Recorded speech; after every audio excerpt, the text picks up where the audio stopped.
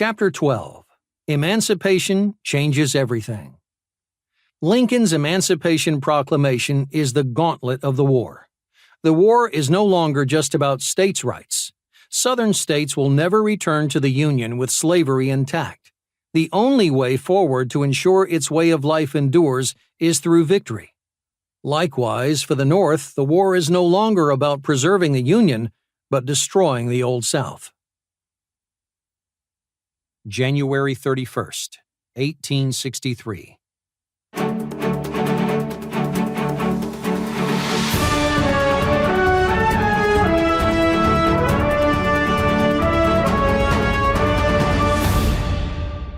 In issuing the proclamation, Mr. Lincoln made the abolition of slavery a war aim to save the Union.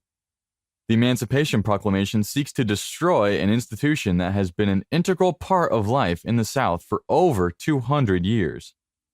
Thomas Jefferson said of slavery, "We have the wolf by the ear, and we can neither hold him nor safely let him go. Justice is in one scale, and self-preservation in the other." That wolf is now free, and Southern society built on a foundation of slavery is now at risk of ruin, unless the Confederacy can achieve independence by defeating the Union on the battlefield. In this sense, the fighting, which began in a most leisurely fashion at Bull Run, is now about total war, where the winner must crush the enemy to achieve its political goal: independence and the preservation of slavery for the South, reunification and abolition of slavery for the North. Danielle Burke is in Richmond with reaction to the proclamation in the South. Carter, the consensus among Southern leaders is that the old Union is gone forever. If there are any illusions of a peaceful reconciliation with the North, they are now delusions. This makes the fight for independence that much more urgent. The ante has been raised. The only way forward now to protect the Southern way of life is, as you said, to go all in on the war, until there are no more Confederate soldiers left standing. Citizens of the non-slaveholding states of America, heretofore, the warfare has been conducted by white men, peers, scions of the same stock. But the program has been changed, and your rulers, despairing of a triumph by the employment of white men, have degraded you and themselves by inviting the cooperation of the black race. Now therefore, as a compensatory measure, I do hereby issue the following address to the people of the non-slaveholding states. On and after February 22nd, 1863, all free Negroes within the limits of the Southern Confederacy shall be placed on slave status and deemed to be chattels, they and their issue forever. All Negroes who shall be taken in any of the states in which slavery does not now exist in the progress of our arms shall be adjudged immediately after capture to occupy the slave status, and in all states which shall be vanquished by our arms, all free Negroes shall, ipso facto, be reduced to the condition of helotism, so that the respective normal conditions of the white and black races may be ultimately placed on a permanent basis, so as to prevent the public peace from being thereafter endangered. Abraham Lincoln has seen fit to ignore the Constitution he has solemnly sworn to support. It ought not be considered polemically or politically improper in me to vindicate the position which has been at an early day of this Southern Republic assumed by the Confederacy, namely, that slavery is the cornerstone of a Western Republic.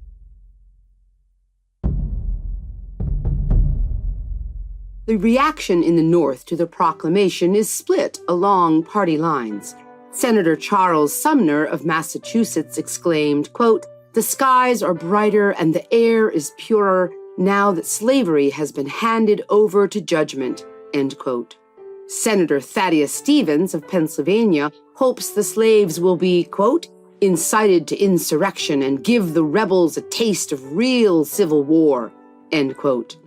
William Lloyd Garrison, the venerable abolitionist, called the occasion, quote, a great historic event, sublime in its magnitude and beneficent in its far-reaching consequences, end quote. However, anti-war Democratic papers sharply criticized the proclamation as, quote, insulting to God as to man, for it declares those equal whom God created unequal, end quote. The Malcolm Eagle spelled it out in plainer terms, predicting that Lincoln and his ilk, quote, will go flaming with the grand object of hugging niggers to their bosoms, end quote. March 21st, 1863.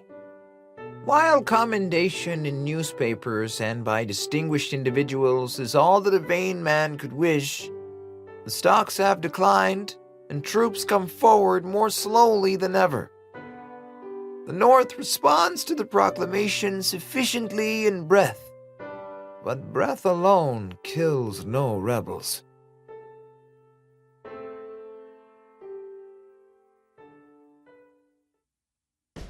When first the rebel cannon shattered the walls of Sumter and drove away its starving garrison, I predicted that the war then and there inaugurated would not be fought out entirely by white men. Every month's experience during these dreary years has confirmed that opinion.